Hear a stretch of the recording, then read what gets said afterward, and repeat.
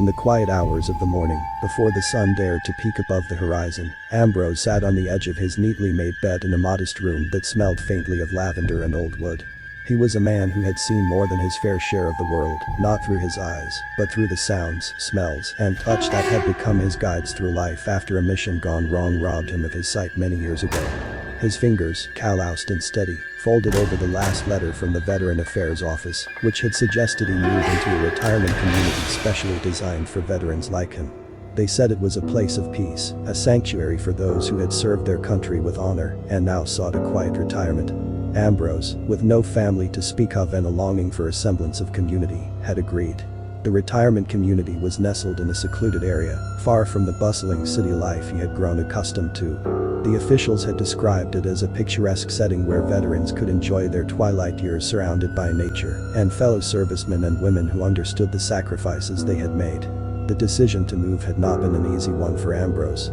He had spent years mastering the art of living independently, relying on his remaining senses to navigate the world.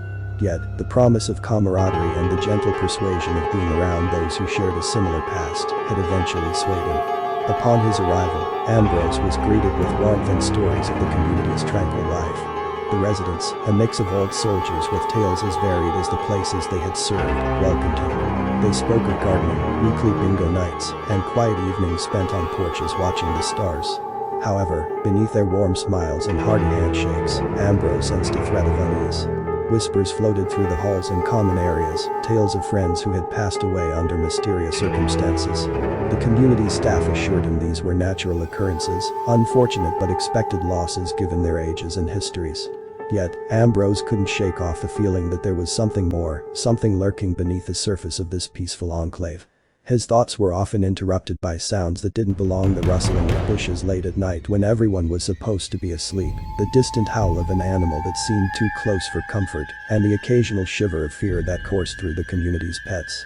Ambrose's neighbors dismissed these occurrences as the simple realities of living close to nature, but he knew better. Years of military training had honed his senses, taught him to trust his instincts, and his instincts whispered that danger was afoot. Despite the serene facade of the retirement community, Ambrose couldn't help but feel that he had stepped into a new kind of battlefield. One where the enemy was unseen but felt its presence, a cold shadow that loomed over their peaceful lives. As he settled into his new home, determined to find a measure of peace he had long sought, Ambrose couldn't shake the feeling that the true battle was just beginning. Thus, amidst the tranquility of his new surroundings and the camaraderie of fellow veterans, Ambrose prepared himself not just for a life of retirement, but for the uncovering of a mystery that threatened the very fabric of their community. The whispers of the night, the unexplained deaths, and the sense of fear that seemed to permeate the air were puzzles he felt compelled to solve. Little did he know, his military skills, once used to navigate the complexities of warfare, would soon be called upon to confront a threat far beyond any enemy he had faced before. Ambrose's transition into his new environment was akin to an experienced sailor navigating uncharted waters. Each morning, as he stepped out of his modest home, the world greeted him not with sights, but with a symphony of sensations that painted a vivid picture in his mind. The crisp air carried the scent of dew on grass, the subtle fragrance of flowers in bloom, and the earthy aroma of damp soil, guiding him through the landscape of his new home. He learned to map the retirement community through sounds and textures. The gravel path that crunched softly underfoot led him from his doorstep to the community center, where the hum of voices and laughter became his beacon. The gentle rustling of leaves in the breeze, the distant chirping of birds, and the rhythmic pattern of footsteps on pavement became markers on his mental map, helping him navigate the spaces with confidence. Ambrose's military background had honed his ability to rely on his other senses, and he used this training to adapt to his surroundings. He could tell the time of day by the warmth of the sun on his skin and the direction of the wind brushing against his face. The texture of the ground under his shoes told him whether he was walking on grass, concrete, or dirt, allowing him to move about with ease. His sense of smell became a tool for deeper connection with the community. He could identify the various flowers planted around the homes by their distinct fragrances. The aromas wafting from the kitchens spoke of the meals being prepared, each scent telling a story of cultural heritage and personal preference. Ambrose even learned to recognize his neighbors by their perfumes, detergents, and the unique scent profiles that accompanied them. Sound was Ambrose's most developed sense, and he used it to engage with his environment fully. He could distinguish between the different voices of his neighbors, their laughs, their footsteps, and even their breathing. This acute awareness allowed him to participate in conversations, join in on communal activities, and offer a helping hand, despite his blindness. His home became a sanctuary where he arranged everything with meticulous care, ensuring that each item had its place, allowing him to navigate his living space with ease. The arrangement of furniture, the texture of the walls, and the orientation of windows and doors were all carefully considered to create a living environment that was both functional and comforting. In this new chapter of his life, Ambrose found that his blindness did not hinder his ability to connect with the world around him. Instead, it opened up a new dimension of experience where every touch, smell, and sound held deeper meaning. His adaptation to the retirement community was a testament to his resilience and determination to live fully, regardless of the darkness that veiled his eyes. Through his journey of adaptation, Ambrose not only discovered a newfound independence in his ability to see the world in ways others might not, but he also found a sense of belonging among the residents of the community. His keen senses brought him closer to the heartbeat of this new world, a world he was now ready to explore and protect with all the vigor of his veteran spirit. As Ambrose weaved through his new life with the finesse of a seasoned navigator, he began to forge connections deeper than mere acquaintance. Among the tapestry of voices that filled the air, a few carried a distinct note of worry, veering away from the usual banter about gardening or the day's menu at the communal dining hall. These were the voices of neighbors who, like Ambrose, sensed that the tranquility of their enclave masked a darker reality. Margaret, a former nurse with a keen sense of intuition, was the first to open up to Ambrose about her suspicions. Over cups of tea, her voice would lower to a hush as she shared her observations. The pattern of deaths, too frequent to be coincidental, and the administration's quick dismissal of any foul play. Her experience in healthcare lent credibility to her concerns, and Ambrose found her perspective both intriguing and alarming. Then there was James, a wiry man with a sharp wit, who had served in the intelligence corps. His analytical mind had pieced together timelines and incidents, noting how each passing seemed to occur with a full moon cycle. James approached Ambrose one evening, under the guise of discussing chess strategy, only to delve into the heart of his unease regarding the unexplained deaths. Eleanor, who had spent her years traveling the world before settling in the community, brought stories from different cultures about creatures of the night. While her tales were met with skepticism by many, her conviction that they were dealing with something beyond natural causes struck a chord with Ambrose. Eleanor's worldly knowledge and adventure spirit made her insights uniquely compelling. These initial conversations unfolded in hushed tones, often under the cover of night or in secluded corners of the garden where prying ears couldn't intrude. The shared concern among them created an unspoken bond, a collective resolve to seek the truth behind the veil of normalcy the community administration tried to uphold. Together, they began to share and compile their observations, each bringing a piece of the puzzle to the table. Margaret's medical insights, James' tactical analysis, and Eleanor's cultural anecdotes formed a mosaic of theories, each more unnerving than the last. Yet, in the face of fear, their fledgling friendship offered a beacon of hope. Ambrose, with his military background and heightened senses, became the linchpin of their group. He listened intently, absorbing every detail, every nuance of their shared concerns. His ability to move undetected at night, to listen to the whispers of the wind, and to sense the unseen. As the days melted into weeks, Ambrose's acclimation to the rhythms of the retirement community unveiled layers of reality that were not apparent to the eye, but rather felt and heard. His nights, once a peaceful respite, became filled with an orchestra of unsettling sounds that danced around the edges of his perception. These were not the harmonious choruses of nature he had come to recognize and appreciate, but rather discordant notes that hinted at a hidden unease permeating the air. The first peculiarities emerged as soft, almost imperceptible whispers against the backdrop of night silence. Ambrose would lie awake, his ears tuned to the slightest variation in the ambient soundscape. There were footsteps, too light to belong to a human, that seemed to skirt the perimeter of his dwelling, pausing as if aware of his attention before vanishing into the night. Then came the scratching sounds, a gentle but persistent graze against the outer walls, as though something was searching for a way inside, or perhaps, marking its territory. More alarming, however, was the change in the animals. The community's pets, once jovial and carefree, began to exhibit signs of deep-seated fear. Dogs that would happily bark at squirrels now whimpered and cowered under beds, their tails tucked between their legs. Cats, ever curious and bold, now hesitated at doorways, their ears flattened and eyes wide, as if seeing something their human companions could not. Even the wildlife, a constant presence in the wooded area surrounding the community, fell silent as the moon reached its zenith in the sky. The absence of their calls created a void, a silent testament to their instinctual fear of a predator unseen. Ambrose's heightened senses picked up on another curious anomaly. The air itself felt charged, thick with a tension that prickled against his skin on the nights these peculiarities manifested. It was as if the very atmosphere was bracing for something ominous. This electric anticipation, combined with the inexplicable sounds and the palpable fear among the animals, painted a picture of an environment fraught with invisible threats. These observations became a topic of whispered conversations with his newfound allies. Margaret, James, and Eleanor had noticed similar anomalies, but it was through Ambrose's detailed descriptions that the pieces began to coalesce into a more disturbing hypothesis. Together, they speculated on the nature of the presence that seemed to be stalking the peripheries of their peaceful community, leaving a trail of unease in its wake. Ambrose's military training had prepared him for many things, but nothing quite like this. Yet, in the face of the unknown, his resolve only hardened. He knew that understanding these peculiarities, these signs of an unseen menace, was the key to safeguarding the community he was growing to call home.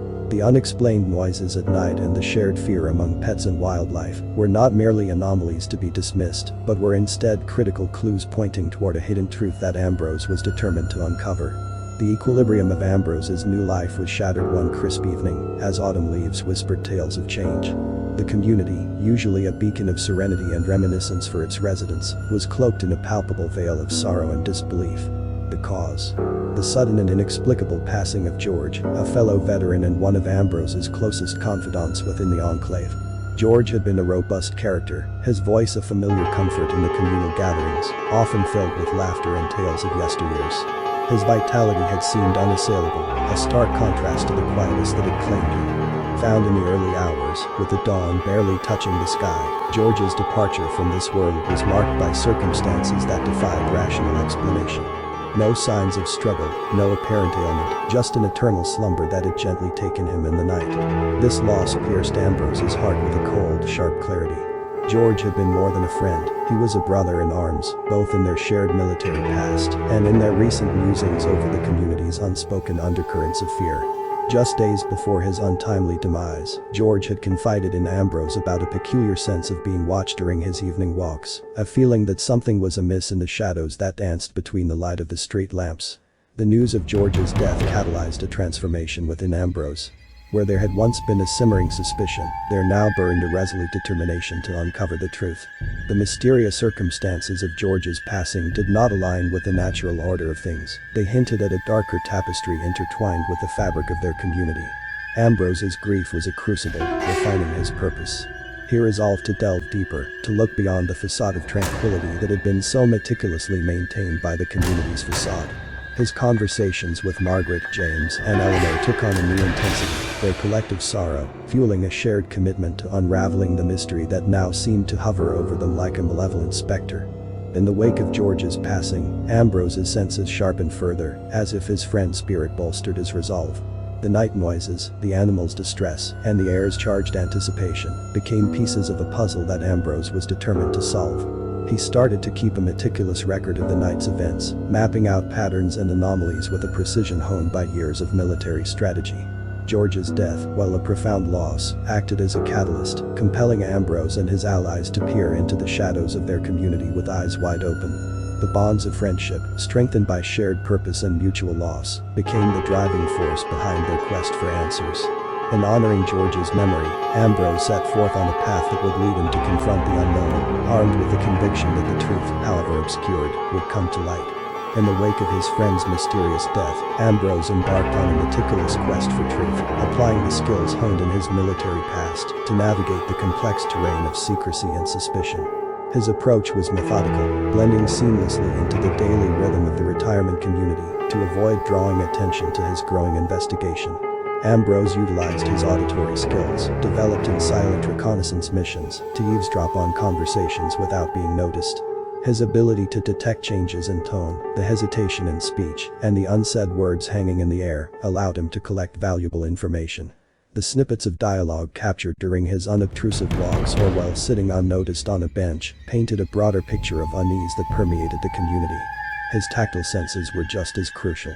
Ambrose carefully explored the areas around the homes of those who had passed away, feeling for disturbances in the ground, subtle signs of nocturnal activities, or traces left behind by an unknown presence.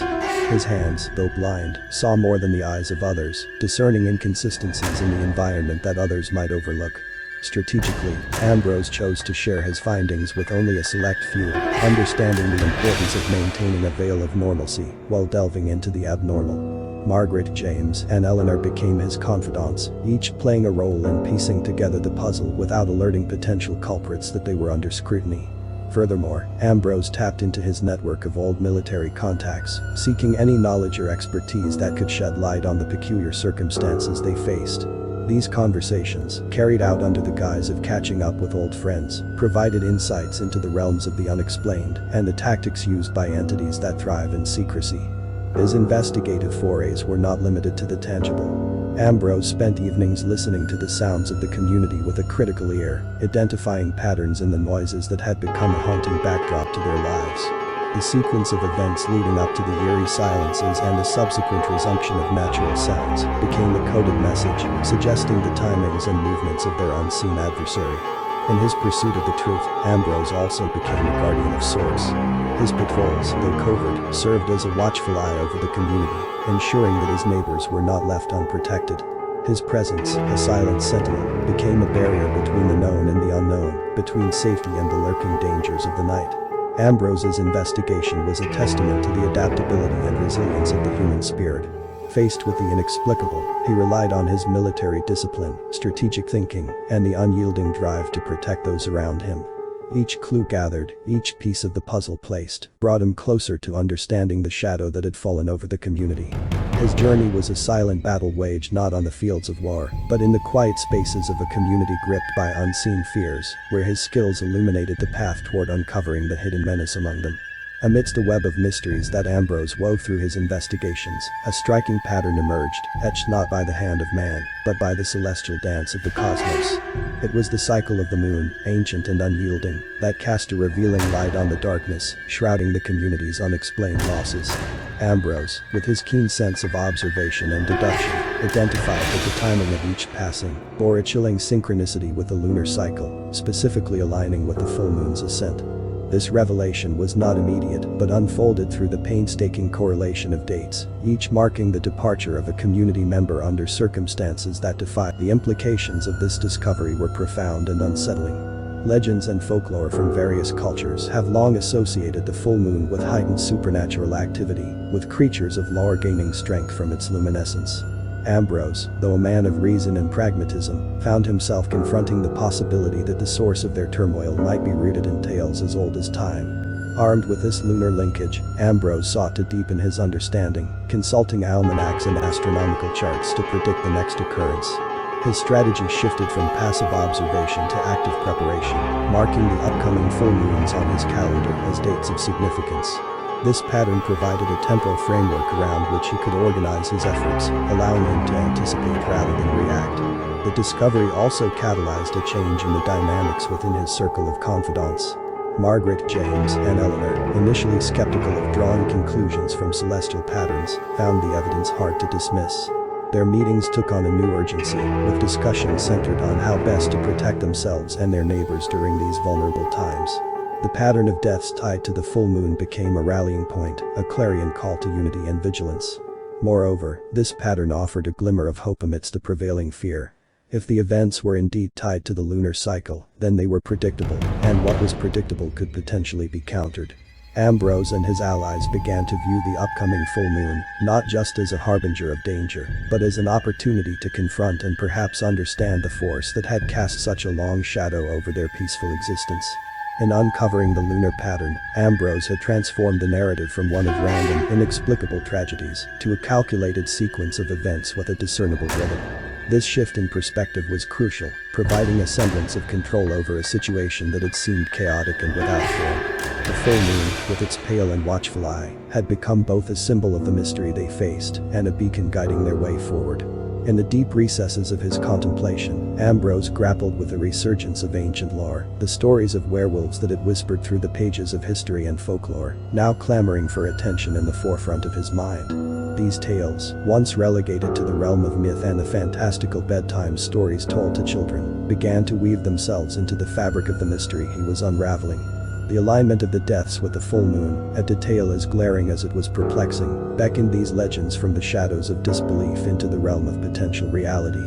Yet, for Ambrose, a man whose life had been grounded in the tactile and the tangible, accepting the possibility of werewolves existing among them was a battle waged within. His logical mind rebelled against the notion, seeking rational explanations where none seemed to fit. How could beings of myth, creatures relegated to the silver screen and the pages of Gothic literature, walk in their midst? The very thought challenged the foundations of his understanding of the world. Ambrose found himself caught in a tumultuous sea of doubt and curiosity. Each time he attempted to dismiss the idea, the pattern of the deaths, their eerie timing with the lunar cycle, and the unexplained fear exhibited by animals and humans alike, acted as anchors, pulling him back to consider the once unthinkable.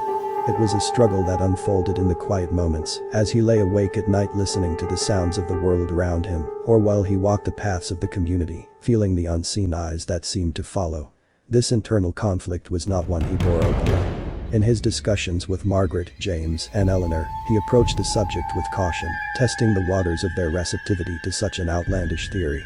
To his surprise, he found varying degrees of openness, a willingness to entertain the possibility that the world might be more mysterious and wild than they had believed.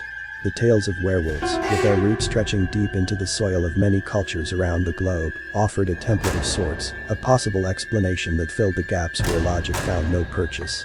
They spoke of beings caught between the worlds of man and beast, creatures that walked as humans by day, but transformed under the full moon's curse.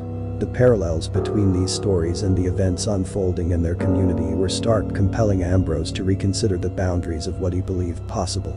In this reluctant acknowledgement of the werewolf legends, Ambrose found a new lens through which to view the mystery. It was a perspective that required him to suspend disbelief and to navigate the fine line between the known and the unknown. This journey into the heart of folklore and myth did not come easily to a man of facts and evidence, yet it became a necessary expedition, a venture into the shadows in search of light. In a turn of events that veered sharply from the realm of the conceivable into the heart of ancient nightmares, Ambrose faced a moment so chilling, it shattered the last bastions of his skepticism.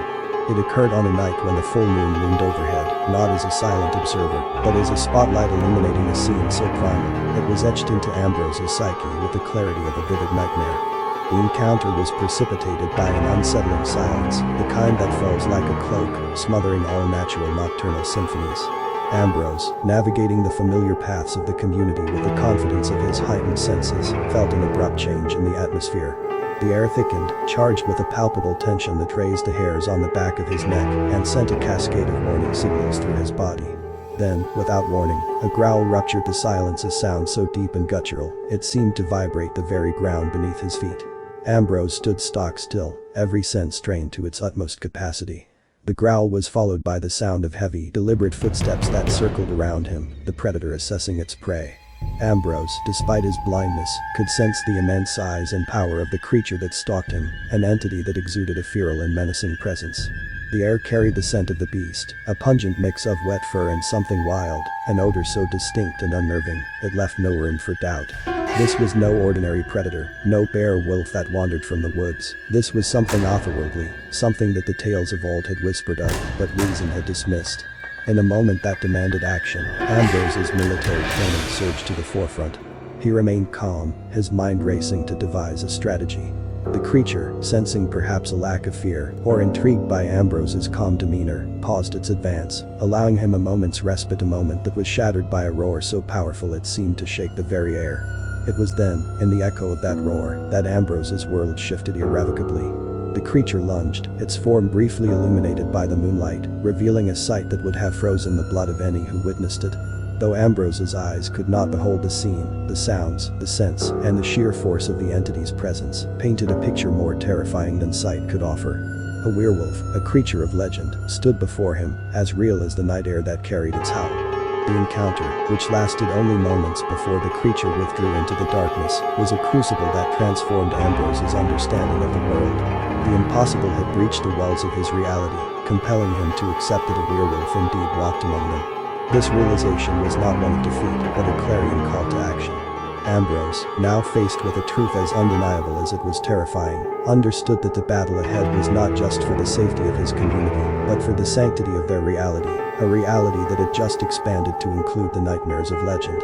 In the aftermath of the night that forever altered Ambrose's grasp of reality, a pressing need to share his harrowing experience with someone who could understand and, more crucially, believe guided him to seek out Eleanor. Eleanor, with her wealth of worldly knowledge and her open-mindedness towards the inexplicable, was the beacon Ambrose gravitated towards in this tumultuous sea of newfound truths. The meeting between Ambrose and Eleanor took place under the veil of the early morning, as the first rays of sunlight attempted to erase the shadows of the night. In the privacy of Eleanor's quaint living space, surrounded by artifacts from her travels, Ambrose recounted the encounter in painstaking detail.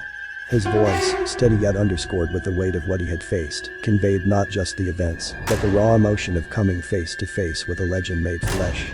Eleanor listened with a solemn attentiveness, her initial shock giving way to a deep-seated resolve. The tale, as fantastical as it was, found fertile ground in Eleanor's mind, a mind that had always allowed for the existence of wonders and horrors beyond the ken of ordinary life.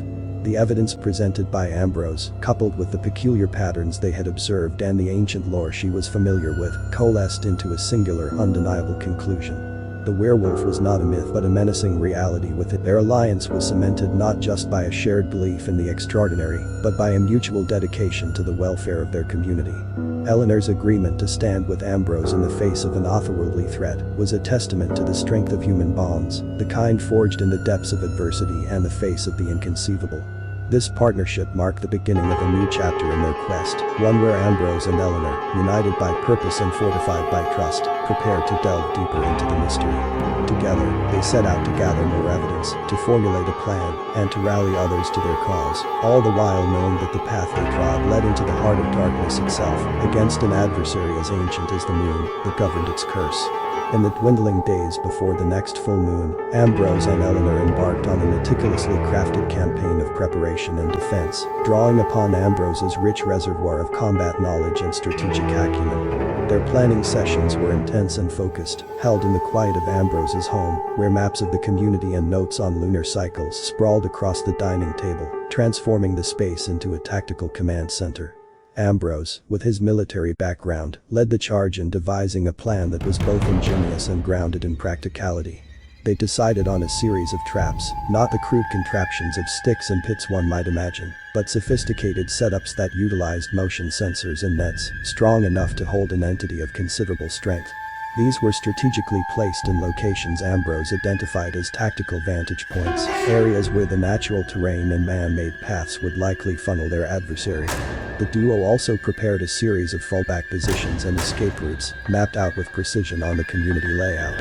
Ambrose's tactical foresight dictated that mobility and adaptability would be key in their confrontation with the werewolf.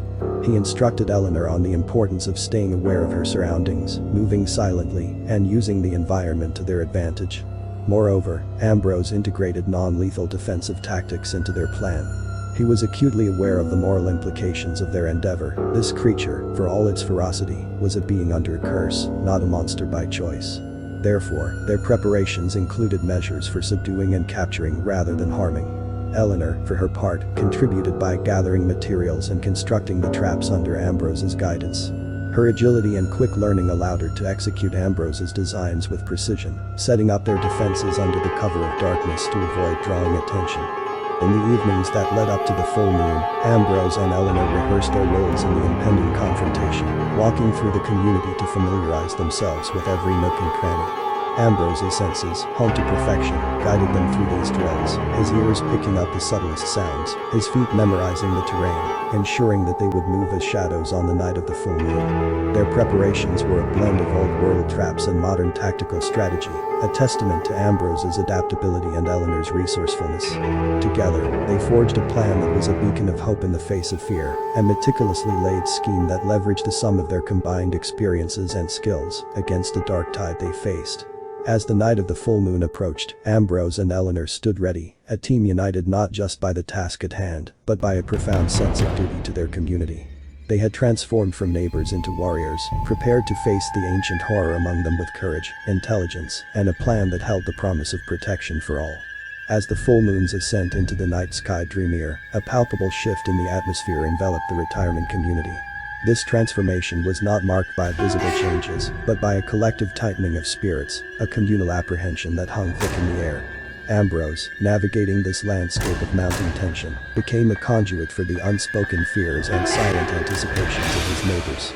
The change was subtle at first, almost imperceptible to those not attuned to the undercurrents of human emotion. But to Ambrose, with his acute sensory awareness, the signs were as clear as day. Conversations, once filled with the mundane chatter of daily life, now carried an undercurrent of urgency, voices dropping to whispers when the topic of the recent unexplained incidents arose, only to be briskly changed, as if by unspoken agreement. The laughter of children playing in the evenings became a rare sound, replaced by the hushed tones of parents calling them in earlier than usual. Doors that used to stand open in a gesture of neighborly openness were now shut tight as dusk approached, curtains drawn as if to block out more than just the night. Ambrose's nightly walks, a ritual that allowed him to connect with the community on a sensory level, revealed the depth of the collective unease. The scent of anxiety was distinct, a sharp note that cut through the evening air, mingling with the aroma of dinner being prepared as families gathered indoors. The tactile feedback from the environment, from the hurried steps of residents scurrying home to the tense posture of figures silhouetted against window lights, spoke volumes of the shared dread. Even the animals, whose behaviors Ambrose had come to know intimately, exhibited signs of distress. Dogs barked with a note of desperation, pacing restlessly in their yards, while cats seemed to vanish entirely, seeking refuge in the safest corners they could find. This crescendo of communal tension reached its peak as the night of the full moon arrived. The air itself felt charged, an electric anticipation that set Ambrose's nerves on edge. His heightened senses, a double-edged sword, conveyed the collective heartbeat of the community on the brink, each individual's fear and hope resonating within him. Yet, amidst this sea of anxiety, Ambrose stood as a beacon of resolve. His preparations with Eleanor, the strategies they had devised, and the traps they had set, all served as armor not just for themselves, but for the community they sought to protect. In the face of the looming threat, Ambrose's heightened senses did more than detect fear. They became instruments of vigilance, guiding him and Eleanor through the tensest night they had ever faced. Under the luminous gaze of the full moon, a night fraught with tension reached its climax, setting the stage for a confrontation that had been both feared and fervently prepared for. Ambrose, alongside Eleanor, stood at the heart of the community, their senses razor sharp, their bodies tensed for the impending encounter with the entity that had cast a long shadow over their lives. The air was thick with anticipation, every rustle of the leaves and distant animal cry amplified in the charged atmosphere. Ambrose, guided by his unparalleled auditory perception, detected the subtlest shifts in the environment, the telltale signs of their adversary's approach. The strategy they had meticulously laid out was about to be tested, their traps and defensive positions ready to serve their purpose. Then, without warning, the stillness of the night was shattered. A visceral howl, laden with hunger and fury, echoed through the community, a sound that chilled the blood and confirmed the worst of their fears. The werewolf was upon them.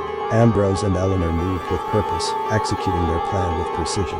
They navigated the darkened paths, relying on Ambrose's memory and Eleanor's quick reflexes to position themselves advantageously. The creature, emboldened by the full moon's power, launched itself into a frenzied assault, its form a blur of shadow and ferocity.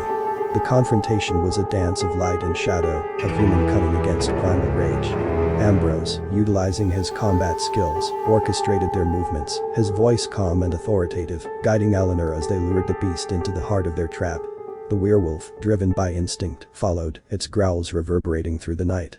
As the creature sprung the first trap, a net designed to entangle and restrain, it became clear that this battle would not be won easily.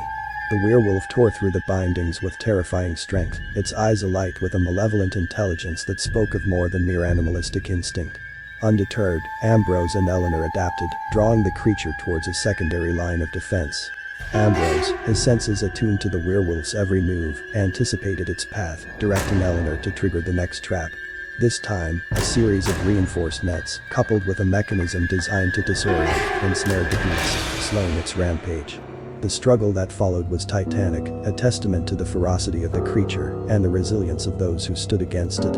Ambrose, blind yet unyielding, faced the werewolf with a bravery that belied his physical sightlessness. Eleanor, her courage unwavering, fought alongside him, her actions synchronized with his instructions, a harmony born of trust and shared resolve. In the end, it was not just the physical traps that turned the tide, but the human spirit's indomitable will. The werewolf, caught in a moment of vulnerability, faltered under the assault of light and sound, devices ingeniously implemented by Ambrose to exploit its heightened senses. As dawn approached, with the moon's influence waning, the creature's form began to shift, a transformation that signaled both an end and a beginning. The werewolf, now revealed to be one of their own. The confrontation, a harrowing ordeal that tested the limits of their strength and spirit, ended with the community intact, its members safe from the menace that had haunted their nights.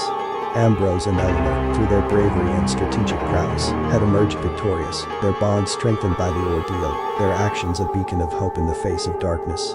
As dawn broke over the community, washing away the shadows of the night with its gentle light, a profound sense of peace settled over the once turbulent heart of the enclave. The battle that had raged under the cover of darkness, a clash between the very essence of fear and the indomitable human spirit, had come to an end.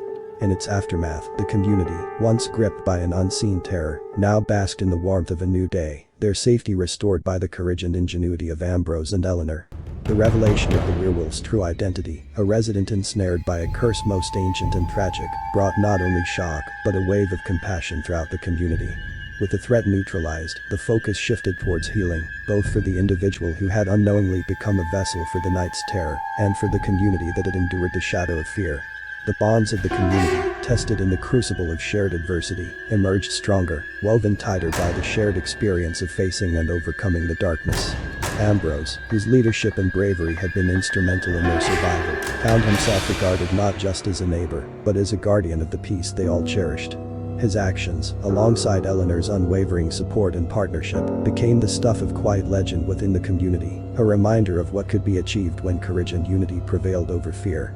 In the days that followed, Ambrose and Eleanor, along with their fellow residents, worked to fortify their bonds and their resolve. They understood that while the immediate threat had been quelled, the essence of what they faced, a fear of the unknown, the power of ancient curses, remained a part of the world's mysterious tapestry.